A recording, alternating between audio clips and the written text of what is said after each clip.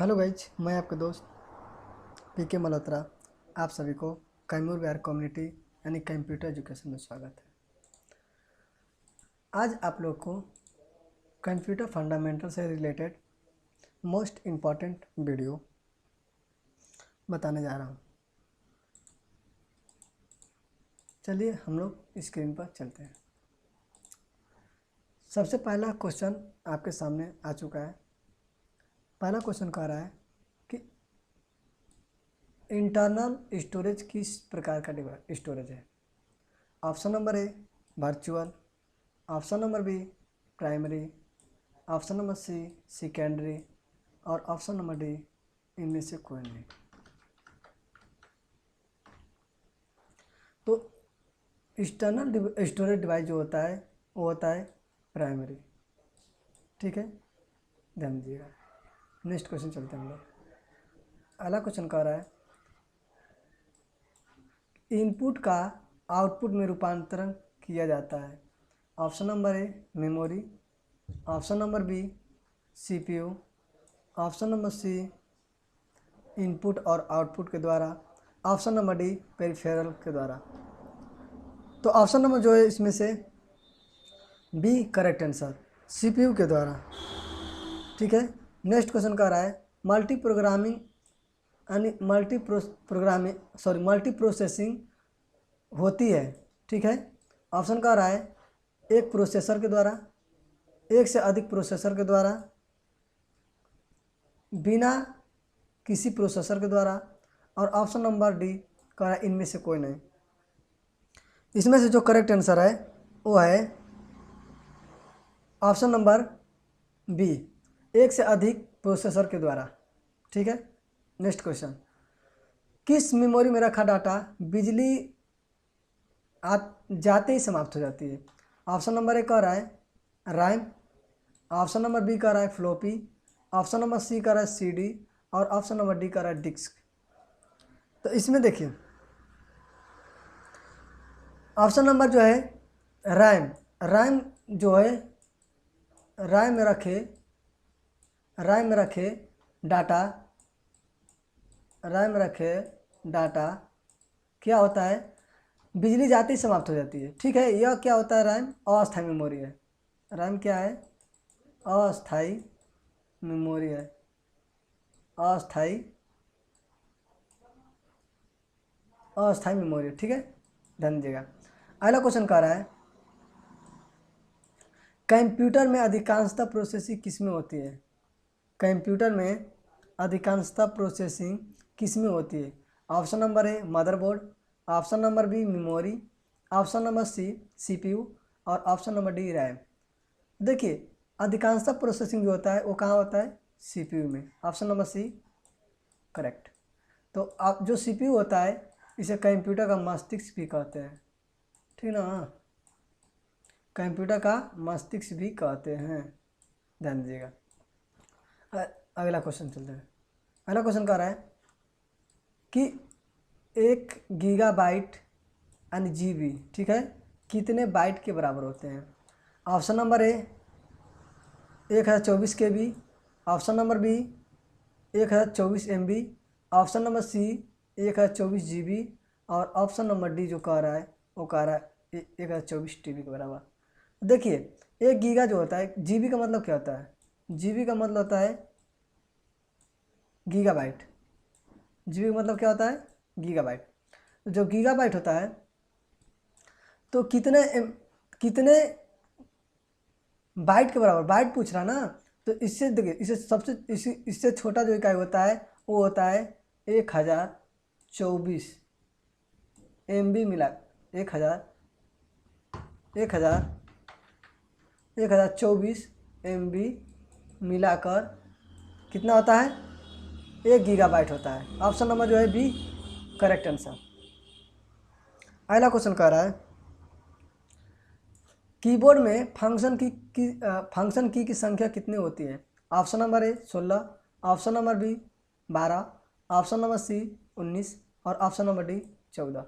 Keyboard में function की संख्या कितना होता है तो ये 12 होता है। Option number B correct answer. यह फ़ोन से F12 F12 के बटन को फंक्शन की कहते हैं। अभी नहीं जाए, ठीक है। कंप्यूटर में दिए जाने वाले डेटा क्या कहते हैं?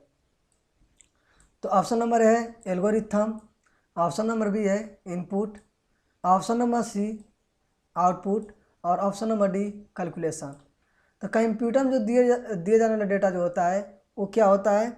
तो इनपुट होता है। क्या होता है? इनपुट। ठीक है ना। नेक्स्ट क्वेश्चन, पहला क्वेश्चन कह रहा है भारत में विकसित परम सुपर कंप्यूटर का विकास किस संस्था के द्वारा हुआ था? ठीक है। तो option number A IIT Kanpur, option number B IIT Delhi, option number C CDAC और ऑप्शन नंबर डी कह रहा है बार्स। देखिए जो परम सुपर कंप्यूटर है वो क्या है, किसके द्वारा बनाया गया है? तो ये बनाया गया है CDAC के द्वारा। CDAC के द्वारा। ये कहाँ पे स्थित है? तो यह है पुणे के अंदर, पुणे के अंदर स्थित है। ठीक है। नेक्स्ट क्वेश्चन चलते हैं। अगला क्वेश्चन कर रहा है कंप्यूटर प्रोसेसर द्वारा इंफॉर्मेशन में परिवर्तित किए जाते हैं किसके द्वारा? ऑप्शन कह रहा है ए इनपुट के द्वारा, ऑप्शन बी कह रहा है डेटा के द्वारा, ऑप्शन नंबर सी कह रहा है नंबर के द्वारा और ऑप्शन नंबर डी सभी कथन सत्य हैं। देखिए इसमें जो है कंप्यूटर प्रोसेस जो होता है वो किसके द्वारा होता है? तो डेटा के द्वारा होता है। जब कोई यूजर देखो डेटा के द्वारा होता है। जब कोई यूजर अगर कंप्यूटर में कोई भी कच्चे तत्व को इनपुट करता है उसे डेटा कहते हैं। ठीक है, बात ध्यान दीजिएगा। नेक्स्ट क्वेश्चन चलते हैं। अगला क्वेश्चन कह रहा है 1 मेगाबाइट यानी MB कितने बाइट के बराबर होते हैं? ऑप्शन नंबर ए कह रहा है 1024 KB, option number B 1024 MB, option number C 1024 GB और ऑप्शन नंबर डी 1024 TB के बराबर। तो ऑप्शन नंबर जो इसमें से है वो option number A correct answer. ठीक है। नेक्स्ट क्वेश्चन चलते हैं। अगला क्वेश्चन कह रहा है 1024 और सॉरी 12 का रहा है ऑप्शन नंबर क्वेश्चन CPU और इनपुट और आउटपुट के बीच सिग्नल के मोमेंट को कौन नियंत्रित करता है? यानी CPU एंड इनपुट और आउटपुट के बीच में जो सिग्नल नियंत्रित कौन करता है? तो ऑप्शन नंबर कह रहा है एक control unit, option number B कह रहा है ALU और ऑप्शन नंबर सी कह रहा है मेमोरी और ऑप्शन नंबर डी कह रहा है इनमें से कोई नहीं। तो CPU और इनपुट और आउटपुट की सामंजस्य कौन स्थापित करता है? तो ये बताता है कंट्रोल यूनिट। ठीक है, option number A correct answer.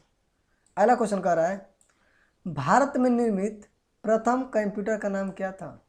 Option number A Aryabhatta, option number B Siddharth, option number B option number C Ashok और ऑप्शन नंबर डी बुद्ध। देखिए भारत में निर्मित प्रथम सुपर कंप्यूटर का नाम क्या था? तो वो था सिद्धार्थ। ठीक है ना। यह भारत के द्वारा जो है सिद्धार्थ को बनाया गया था। चलिए नेक्स्ट क्वेश्चन। अगला क्वेश्चन कर रहा है IMAC एक प्रकार का क्या है? ऑप्शन नंबर ए कह रहा है मशीन है, ऑप्शन नंबर बी कह रहा है processor, option number C program और ऑप्शन नंबर डी रजिस्टर। तो IMAC जो है एक प्रकार क्या है? तो मशीन है। Option number A correct answer. अगला क्वेश्चन कंप्यूटर के विकास में सर्वाधिक योगदान किसका था? ऑप्शन नंबर ए कह रहा है Charles Babbage, option number B Joseph Jacquard, option number C Charles Babbage, option number D von Neumann. देखिए जो सर्वाधिक योगदान जो था वो किसका था? Option number D von Neumann का जो था वो कंप्यूटर के अंदर बहुत बड़ा इसका योगदान इनका योगदान था। ठीक है ना। बहुत बड़ा इन्होंने हाथ दिया था। ठीक है ना। क्या करने में? कंप्यूटर का विकास करने में। अगला चलते हैं। कह रहा है इंटरनेट के पत्ते में पद